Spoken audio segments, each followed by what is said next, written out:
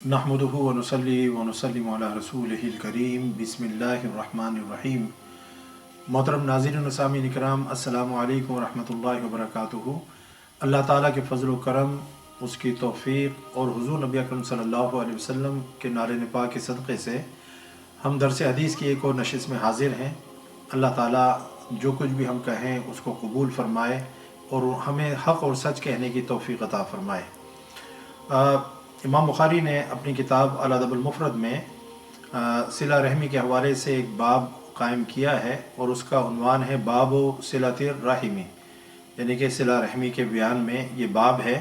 इसमें वो एक हदीस लेकर आए हैं, अन अबी अय्यूब अंसारी रज़ियल्लाहु ताला अन्हु अन्ना अराबिय्यन अरदा अला नबी सल्लल्लाहु अलैहि वसल्लम फ़ी मैसरिही फ़क़ाल अख़बिरनी मा युक़र्रिबुनी मिनल जन्नति व युबाइदुनी मिनन नार क़ाल तअबुदुल्लाह व ला तुशरिकु बिही शैअन व तुक़ीमुस्सलात व तुअति ज़कात व तसिलुर रहिमा व कमा क़ाल सल्लल्लाहु अलैहि वसल्लम।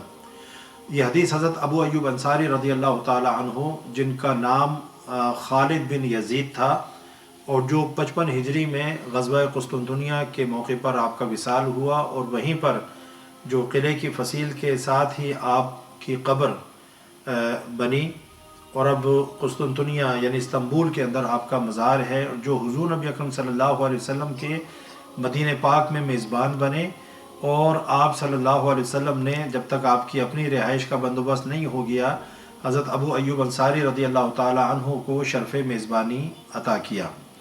उनसे यह हदीस मरवी है कि एक आराबी, हुज़ूर नबी अकरम सल्लल्लाहु अलैहि वसल्लम सफ़र में थे तो एक आराबी बोलते हैं देहाती को, वो हुज़ूर नबी अकरम सल्लल्लाहु अलैहि वसल्लम से मिला और उसने हुज़ूर नबी अकरम सल्लल्लाहु अलैहि वसल्लम से अर्ज़ की कि अख़बिरनी, मुझे ख़बर दीजिए, मा युक़र्रिबुनी मिनल जन्नति व युबाइदुनी मिनन नार, ऐसे आमाल के बारे में मुझे ख़बर दीजिए जो मुझे जन्नत के करीब कर दें और जहन्नुम से दूर ले जाएं।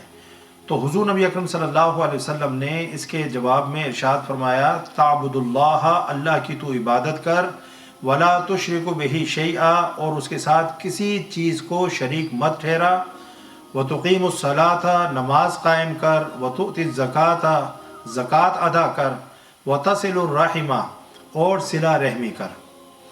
तो हुज़ूर नबी अकरम सल्लल्लाहु अलैहि वसल्लम ने उस आराबी के सवाल के जवाब में ये तमाम चीज़ें इरशाद फरमाईं। अब होता ये था कि जो शहरी सहाबी होते थे वो हुज़ूर नबी अकरम सल्लल्लाहु अलैहि वसल्लम का अदब और एहतराम इस दर्जा करते थे कि सवाल पूछने में भी घबराते थे, हिचकिचाते थे और उनकी कोशिश होती थी कोई आराबी, कोई बद्दू, कोई देहाती वो आए और आकर हुज़ूर नबी अकरम सल्लल्लाहु अलैहि वसल्लम से कोई सवाल पूछ ले तो उनका भी भला हो जाए, उनका भी फ़ायदा हो जाए। तो हुज़ूर नबी अकरम सल्लल्लाहु अलैहि वसल्लम से वो जो आराबी था उसने ये सवाल पूछा। अब देखें, इस हदीस से जो है जो आमाल की अहमियत है उसका हमें पता लगता है कि ईमान के बाद अमल सालेह करने की क्या अहमियत है और नेक आमाल से कोई भी मुबर्रा नहीं है। हत्ता कि अल्लाह के नबी और रसूल वो भी आमाल सालेह से मुबर्रा नहीं थे, हालांकि वो मासूम हैं और बख्शे हुए हैं। अल्लाह ताला की बारगाह में उनका बहुत आला मकाम व मर्तबा है, लेकिन इसके बावजूद इबादत से, ताअत और बंदगी से वो मुबर्रा नहीं है, अमल से मुबर्रा नहीं है। और इस हदीस से हमें ये भी पता लगता है कि यानी कि सहाबा कराम भी ये समझते थे कि आमाल सालिह ही हैं जो इंसान को जन्नत के करीब ले जाते हैं और जहन्नुम से दूर कर देते हैं, और अल्लाह की रहमत, उसकी बख्शिश और मग़फ़िरत भी उनके शामिल हाल होती है जो नेक आमाल करते हैं। जिस तरह से कुरान पाक में भी अल्लाह रब्बुल इज़्ज़त ने इरशाद फरमाया, इन्नहु लगफ़्फ़ारुल लिमन ताबा व आमना व अमिला सालिहन सुम्मा तदा, यानी वो ज़ात बारी बहुत माफ़ करने वाली है उस शख्स को जिसने रुजू किया किसकी तरफ, अल्लाह की तरफ, और ईमान लाया और अमल सालेह किया और फिर इस रास्ते पर गामज़न रहा। तो अल्लाह ताला की ज़ात बहुत बख्शने वाली है, बहुत मग़फ़िरत फरमाने वाली है उन लोगों की जो ईमान लाते हैं, नेक आमाल करते हैं, अल्लाह की तरफ रुजू करते हैं اور اسی راستے کے اوپر گامزن رہتے ہیں۔ تو پہلا جو سوال کے جواب میں آپ نے ارشاد فرمایا کہ تعبد اللہ، عبادت جو ہے تو اللہ کی عبادت کر، تو عبادت جو ہے وہ اللہ کے سوا کسی اور کی نہیں ہو سکتی۔ ہم انبیاء کرام، رسولان اعظام، اولیاء کرام، ان سب کی عزت اور احترام کرتے ہیں، لیکن عبادت صرف اور صرف اللہ کی ہے، اور یہ کہ اس کی عبادت کے اندر کسی کو شریک نہ کیا جائے، نہ شرک فی الذات ہو، نہ شرک فی الصفات ہو، نہ شرک فی الافعال ہو، نہ شرک فی الاسماء ہو، یعنی کہ اللہ تعالیٰ کی ذات، صفات اور افعال کے اندر کسی طرح سے بھی کسی کو شریک نہیں کیا جا سکتا، اور یہ شرک اکبر ہے۔ اور شرک اصغر کیا ہے کہ عبادت کے اندر تصنع ہو، بناوٹ ہو، ریاکاری ہو، دنیا کو دکھلانے کے لیے اور دنیا سے تعریف اور واہ واہ حاصل کرنے کے لیے بندہ عبادت کرے۔ تو یہ جو ریاکاری ہے یہ بھی انسان کے اچھے بھلے عمل کو غارت کر دیتی ہے، بیکار کر دیتی ہے، اور اس کا جو یعنی کہ اجر و ثواب ہے وہ سب کچھ جو ہے وہ جاتا رہتا ہے۔ پھر حضور نبی اکرم صلی اللہ علیہ وسلم نے فرمایا کہ نماز قائم کرو۔ اب نماز قائم کرنا جو ہے وہ کیا ہے کہ مثلا جب انسان نماز پڑھے تو حضور نبی اکرم صلی اللہ علیہ وسلم کی سنت کے قریب رہ کر نماز پڑھے۔ صحابہ کرام جو ہے جو تابعین تھے وہ پوچھا کرتے تھے کہ آپ ہمیں جو ہے حضور نبی اکرم صلی اللہ علیہ وسلم جس طرح نماز پڑھا کرتے تھے اس طرح ہمیں نماز پڑھا کر دکھائیں۔ اور اگر کوئی نماز جو ہے حضور نبی اکرم صلی اللہ علیہ وسلم کی سنت کے بہت قریب رہ کر پڑھاتا تو دوسرے جو ہے وہ کہتے کہ آج ہمیں حضور نبی اکرم صلی اللہ علیہ وسلم کی نماز کی یاد تازہ ہو گئی ہے۔ تو نماز جو ہے تعدیل ارکان کے ساتھ ادا کی جائے، اور خشوع اور خضوع کے ساتھ اس کے ظاہری اور باطنی آداب کے ساتھ نماز کو ادا کرنا، یہ نماز کو قائم کرنے کے مترادف ہے۔ اور یہ کہ کبھی پڑھ لینا کبھی نہ پڑھنا، یہ یعنی کہ نماز کے قائم کرنے کے اور اس کی روح کے منافی ہے۔ نماز پابندی کے ساتھ پڑھنی چاہیے، اور اس کی روح اور اس کے جو تقاضے ہیں اس کے مطابق اس کو ادا کرنا چاہیے۔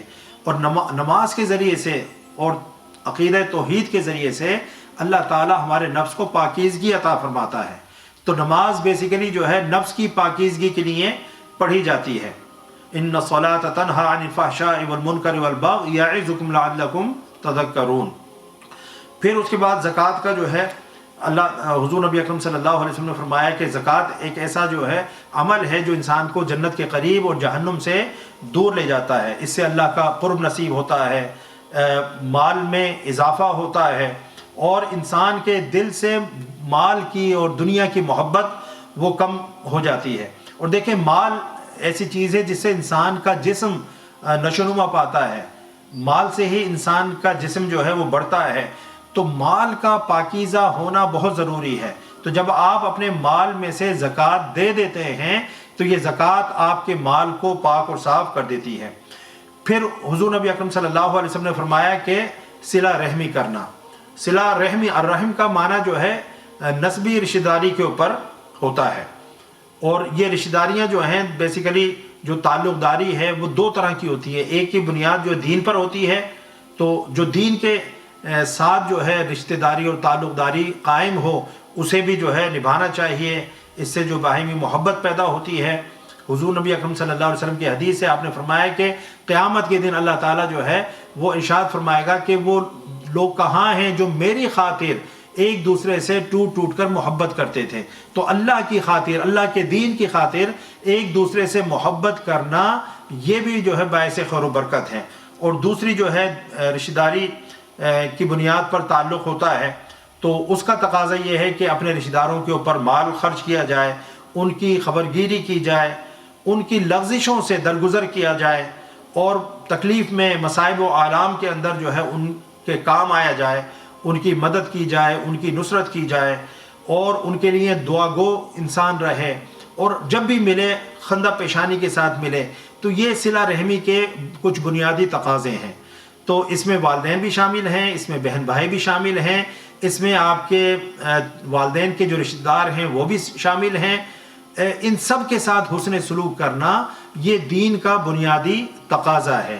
ان تقاضوں کو ہم پورا کریں گے تو ہم اللہ کی رحمت اور اس کے فضل و کرم سے جنت کے قریب ہوں گے اور انشاءاللہ جہنم سے دور ہو جائیں گے۔ اللہ تعالیٰ ہمیں جہنم کی آگ سے محفوظ فرمائے گا۔ تو ہمیں کوشش کرنی چاہیے کہ ایمان کے ساتھ ساتھ اعمال صالحہ اور نیک اعمال سے محبت کریں اور ان کو کرنے کا ہمارے اندر ایک جذبہ اور ایک پیشن ہونا چاہیے، اور ہر غفلت اور سستی کو ہمیں اپنے سے دور کر دینا چاہیے، کیونکہ ہمارے پاس وقت بہت تھوڑا ہے۔ اس تھوڑے وقت میں ہم نے دنیا میں بھی عزت کے ساتھ رہنا ہے اور اسی دنیا میں رہتے ہوئے ہمیں آخرت کی تیاری بھی کرنی ہے۔ اللہ تعالی ہم سب کو نیک اعمال کرنے کی توفیق عطا فرمائے، نیک اعمال سے محبت عطا فرمائے، نیک لوگوں کی سنگت اور صحبت میں بیٹھنے کی توفیق عطا فرمائے۔ وما علیہ الا البلاغ۔ السلام علیکم ورحمۃ اللہ وبرکاتہ۔